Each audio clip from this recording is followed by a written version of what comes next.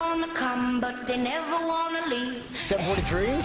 Welcome back to BT Tuesday morning here on the couch. Week by week, Nancy MacDonald from Maclean's magazine has been joining us, giving us insight into this federal election 6 days away. And by the way, the new edition of Maclean's magazine out for your enjoyment and information. And this weekend, we've been talking about it this morning, the advanced polls, quite a significant turnout. Yeah, 2.4 million showed up in these last 4 days to vote, which is a significant jump over 2011. And when you say significant jump, what is that big difference? I think the latest tally was about 2.4 million. How does that compare when we're looking at 21? It's about a 20% jump, so I think considerably more people are realizing this is convenient. Let's do it before E-Day, before the rush. Whether that actually translates to more people voting overall, I mean, is very much still an open question, but it's a good sign. Good sign of momentum, and an interesting sign of momentum for the Liberal parties looking at the latest polls, seeing Mr. Trudeau, Justin Trudeau, leading the charge for positive change. What has he done so well with the messaging to stand out against his competitors? Well, their party is the only one that has seen a progressive and steady climb upward. They've done very well. I think two errors that the other teams made were underestimating him. You remember Mulcair, right before the debates, came out and said, I'm going to wipe the floor with Trudeau. That was a very silly thing to say. The Tories said if he showed up at the debates with his pants on, that would be a win for him. Clearly, they underestimated this guy. He performed very well in those debates and throughout the campaign overall. His message seems to be resonating. He made a number of smart strategic moves. He came out, you remember, early with his platform, way ahead of the other guys. He promised to go into deficit to bring about this major infrastructure program. His stance on the TPP is great. I mean, no one's really sure exactly what that stance is, so whatever you want it to be is what it is. Great campaign so far for that team. And looking for the strategies and campaigns for the other teams. Let's start with Mr. Harper and the Conservatives, and then move along to Mr. Mulcair, and then obviously Elizabeth May. What do you expect to see over the next 6 days leading up to Election Day? Well, Mr. Harper needs to move away from the kneecap, in my opinion. I think they've got all the traction they can get out of that.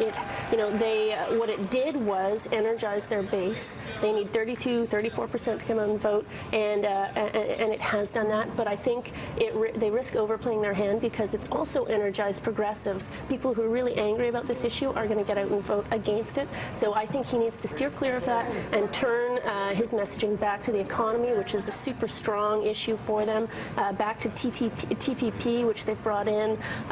So move back in that direction and away from those values questions. And for Mr. Mulcair? Mr. Mulcair also needs to move away from the TPP. Their stance that they're going to, I mean, look, they've said they're going to wait and see what is in this, but it seems clear that they are angry with the TPP. Even the dairy farmers are against the NDP stance. If you can't get dairy behind you, you're in big trouble. So he needs to move away from that because most mainstream Canadians feel that the TPP is the right move for the government in this globalized economy. We're used to trade deals. This is not 88. This is not NAFTA. This is not going to win them votes. So they need to show that they can be smart economic leaders. And being smart leaders creates a sense of accountability, and we've seen Elizabeth May do just that with the Green Party. What do you anticipate we'll see on that side? Okay, so she's going to hold her seat for sure in Saanich. There's a chance that they could pick up another on the island. So she's going to keep doing what she's doing. She's also run a really good campaign. They seem to have enough money to fight the air war, and they've got some great ads, which I've seen a lot of them. Okay. Well, the final comment I want to get for you is an interesting political twist with journalist Mohamed Fahmy finally returning to Canada, taking a meeting with Mr. Trudeau and Mr. Mulcair this week. How will that play into political messaging? It's going to be interesting. Mr. Fahmy has refused to endorse either Mr. Trudeau or Mr. Mulcair. However, he is saying he's angry with the Conservative government's stance on the way they negotiated his release in Egypt. He's saying that they didn't do enough, that they weren't loud enough. Harper government is coming back and saying, look, we were playing this. We didn't want to come in loud and aggressive. There was a lot more going on behind the scenes than you're aware of.